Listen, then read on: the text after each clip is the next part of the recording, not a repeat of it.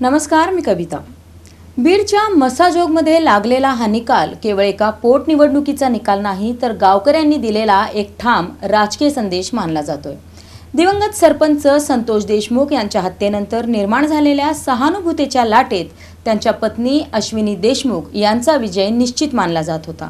मात्र जनतेने भावनेपेक्षा वेगळा कौल देत स्वरूपानंद देशमुख यांना विजयी केलं आणि इथेच ही निवडणूक धक्कादायक ठरली। 84% मतदान, गावकऱ्यांचा मोठा सहभाग आणि थेट 92 मतांनी झालेला पराभव हे दाखवतं की मस्साजोगमध्ये मतदारांनी केवळ सहानुभूतीवर मतदान न करता स्थानिक समीकरणं, नाराजी आणि स्वतःचा वेगळा विचार मांडला। बिनविरोध निवडणुकीची अपेक्षा होती, पण ती फोल ठरली। मागील पराभवाचा वचपा काढत स्वरूपानंद देशमुख यांनी ही निवडणूक प्रतिष्ठेची केली आणि अखेर विजय मिळवला।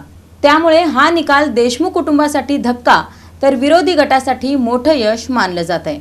संतोष देशमुख यांच्या हत्येनंतर संपूर्ण राज्य हादरलं होतं। लोकांमध्ये सहानुभूती होती, पण मतपेटीतून आलेला निकाल सांगतो भावना आणि मतदान हे नेहमीच एका दिशेने जात नाहीत।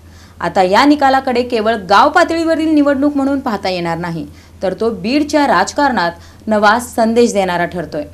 ज्या संतोष देशमुखांनी गावासाठी संघर्ष केला, ज्यांच्या हत्येनंतर संपूर्ण राज्य हळहळलं, त्यांच्याच पत्नीला गावकऱ्यांनी नाकारलं, हा केवळ पराभव नाही, तर अनेक अनुत्तरित प्रश्नांची सुरुवात आहे।